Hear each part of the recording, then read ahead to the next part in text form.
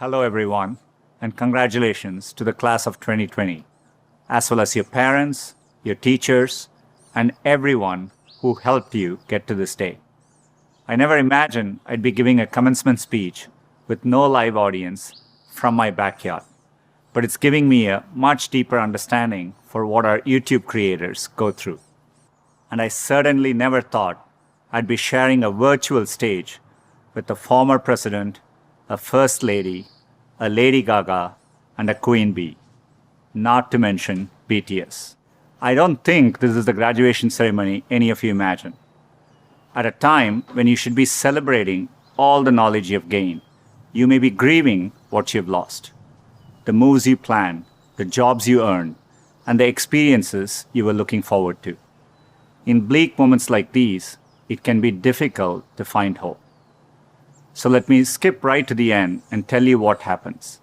You will prevail. That's not really the end of the speech, so don't get too excited. The reason I know you'll prevail is because so many others have done it before you.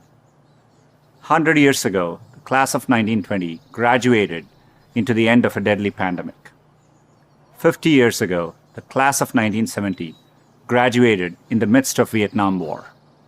And nearly 20 years ago, the class of 2001 graduated just months before 9/11. There are notable examples like this. They had to overcome new challenges, and in all cases, they prevailed. The long arc of history tells us we have every reason to be hopeful. So, be hopeful. There is an interesting trend I've noticed. It's very conventional for every generation to underestimate the potential of the following one. It's because they don't realize that the progress of one generation becomes the foundational premise for the next. And it takes a new set of people to come along and realize all the possibilities. I grew up without much access to technology. We didn't get our first telephone till I was 10. I didn't have regular access to a computer until I came to America for graduate school. Under television, when we finally got one, only had one channel. So imagine how awestruck I am today to be speaking to you on a platform that has millions of channels. By contrast, you grew up with computers of all shapes and sizes. The ability to ask a computer anything, anywhere, the very thing I've spent my last decade working on, is not amazing to you.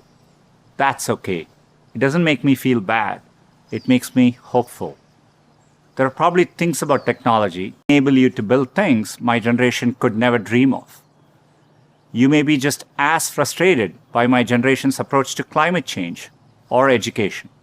Be impatient. It'll create the progress the world needs. You will make the world better in your own way, even if you don't know exactly how. The important thing is to be open-minded so that you can find what you love. For me, it was technology. The more access my family had to technology, the better our lives got. So when I graduated, I knew I wanted to do something to bring technology to as many others as possible. At the time, I thought I could achieve this by building better semiconductors. I mean, what could be more exciting than that? My father spent the equivalent of a year's salary on my plane ticket to the US so I could attend Stanford. It was my first time ever on a plane. But when I eventually landed in California, things weren't as I had imagined. America was expensive. A phone call back home was more than $2 a minute, and a backpack cost the same as my dad's monthly salary in India. And for all the talk about the warm California beaches, that water was freezing cold. On top of all that, I missed my family, my friends, and my girlfriend, now my wife, back in India. A bright spot for me during this time was computing. For the first time in my life, I could use a computer whenever I wanted to. Completely blew my mind. And at that same moment, the internet was literally being built all around me. The year I arrived at Stanford was the same year